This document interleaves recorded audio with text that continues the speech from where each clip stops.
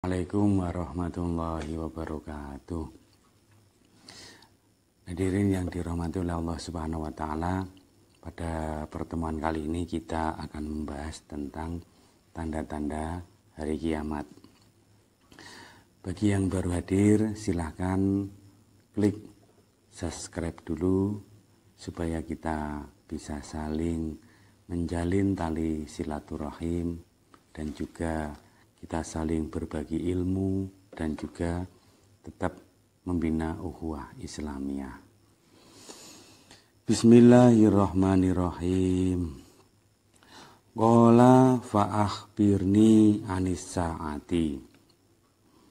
Kemudian laki-laki yang datang menemui Nabi Muhammad SAW yang sudah saya jelaskan kemarin di bab Islam, bab iman, dan juga bab ihsan, itu bertanya lagi kepada Nabi Muhammad, jelaskanlah kepadaku tentang datangnya hari kiamat.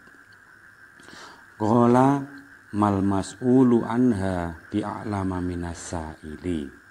Nabi menjawab, orang yang ditanya itu tidak lebih tahu daripada yang bertanya.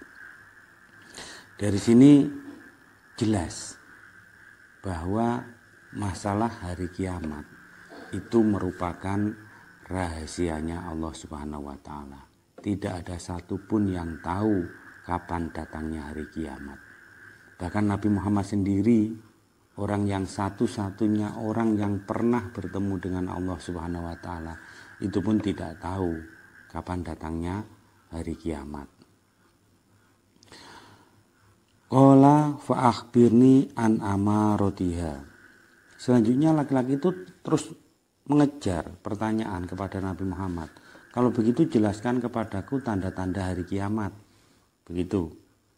Kemudian Nabi menjawab, qala antalidal amatu rabbataha. Ketika ada seorang budak yang melahirkan anaknya. Maaf. Qala antalidal amatu rabbataha. Nabi menjawab, ketika ada seorang budak melahirkan tuannya. Itu nomor satu, tanda yang pertama.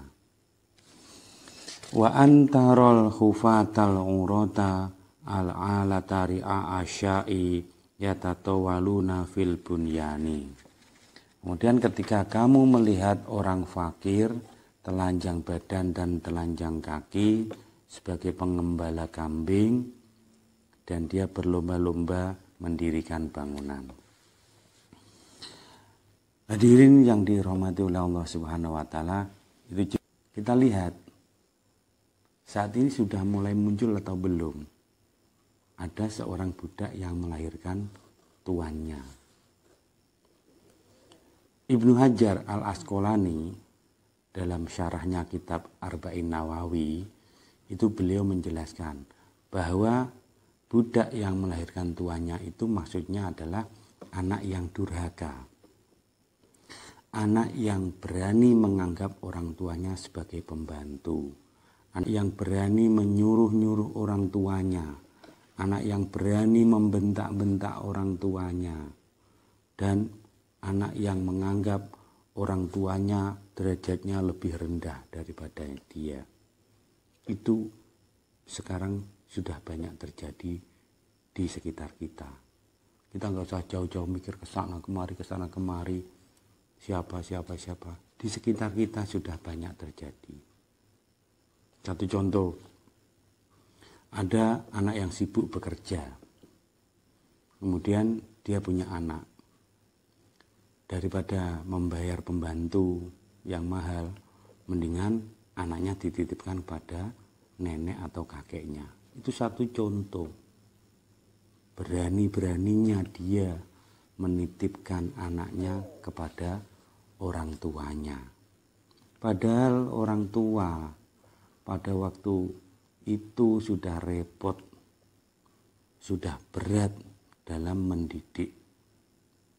Kemudian setelah beliau saatnya istirahat, beliau saatnya menikmati masa tuanya, masih ditambah beban yang berat untuk njogo, untuk momong cucunya.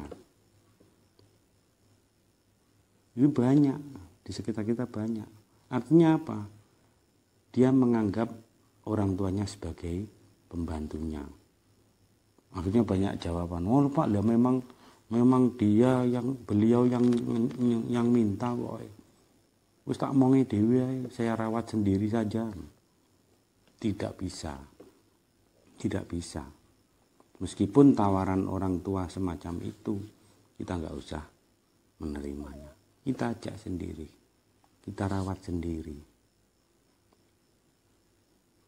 Kalau itu tetap dilaksanakan, maka jangan berharap dan pasti nanti akan ditirukan lagi oleh anaknya setelah anaknya besar. Makanya kita jangan pernah menganggap orang tua kita sebagai pembantu kita. Jangan pernah menganggap orang tua sebagai budak kita. Hormati orang tua, ayah, ibu, kita hormati. Ayatnya jelas. Wa qadha rabbuka alla ta'budu illa iyyahu wa bil walidaini ihsana, dan seterusnya. Itu jelas nyata. Itu perintah dari Allah untuk menghormati kedua orang tua. Jangan sampai menganggap orang tua sebagai budak.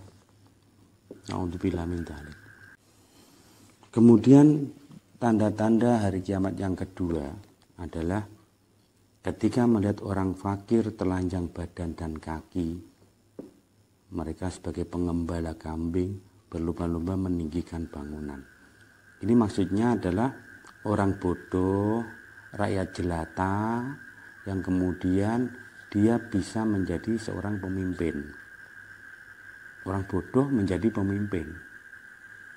Nah, kemudian ya jelas menjadinya pemimpin tujuannya hanya untuk berlomba-lomba mengumpulkan harta, yang tujuannya untuk berlomba-lomba untuk kesombongan, pamer-pameran harta sebagai kebangga-banggaan.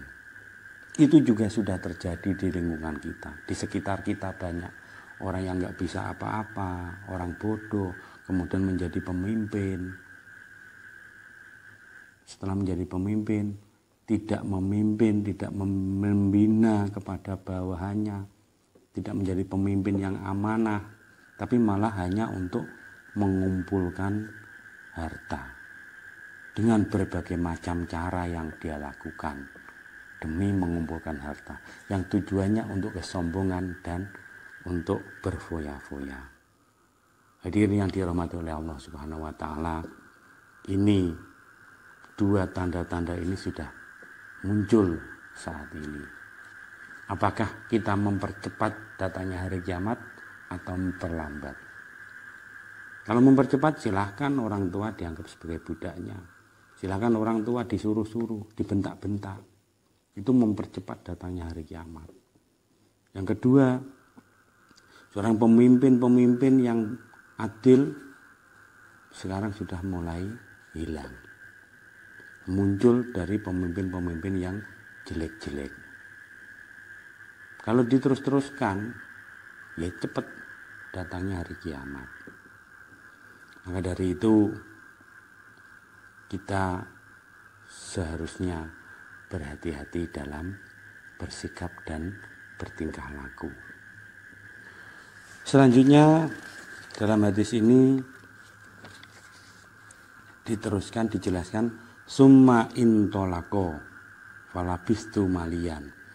Laki-laki tersebut setelah bertanya kepada Nabi Muhammad tentang Islam, iman, ihsan, kemudian tanya kapan kiamat, kemudian tanya kapan datangnya hari kiamat, kemudian tanya tentang tanda-tandanya hari kiamat. Setelah dijelaskan oleh Nabi, dia pergi begitu saja. Falabistu malian. Saya diam dalam beberapa waktu yang lama. Maksudnya saya di sini adalah Umar bin Khattab. Termenung beberapa waktu yang lama. mama bahasa Jawanya delongop ini. Nah, summa qala ya Umaru atadri manisa ilu. Tiba-tiba memecah keheningan suasana itu, Nabi bertanya kepada Umar, wahai Umar, tahukah kamu siapa laki-laki yang datang tersebut? Siapa laki-laki yang datang bertanya tersebut? Qultu Allahu wa rasuluhu a'lamu. Kemudian saya menjawab, saya Umar bin Khattab. Umar bin Khattab menjawab, hanya Allah dan Rasulnya yang lebih tahu. Qala innahu Jibrilu atakum yu'allimukum dinakum. Nabi kemudian menjelaskan bahwa sesungguhnya dia tadi adalah malaikat Jibril yang datang menemui kalian untuk mengajari kalian tentang agama kalian. Jadi sebenarnya itu adalah malaikat Jibril yang datang untuk mengajari orang-orang sahabat-sahabat yang waktu itu ngumpul-ngumpul bersama Nabi, dikasih tahu tentang masalah Islam, iman, ihsan, kemudian tanda-tanda hari kiamat. Rawahu Muslimun. Hadis ini diriwayatkan oleh Imam Muslim. Jadi hadis ini terdapat dalam kitab Sahih Muslim. Hadirin yang dirahmati oleh Allah Subhanahu wa taala, demikian ngaji pada kali ini. Mudah-mudahan kita semua selalu mendapatkan rahmat, mendapatkan taufik, mendapatkan hidayah dari Allah Subhanahu wa taala, dan di puncak dari akhir hidup kita mudah-mudahan kita ditakdirkan mati dalam keadaan husnul khotimah. Dan mudah-mudahan lagi keluarga kita, saudara-saudara kita juga meninggal dalam keadaan husnul khotimah. Amin ya rabbal alamin.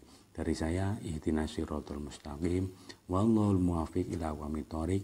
Wassalamualaikum warahmatullahi wabarakatuh.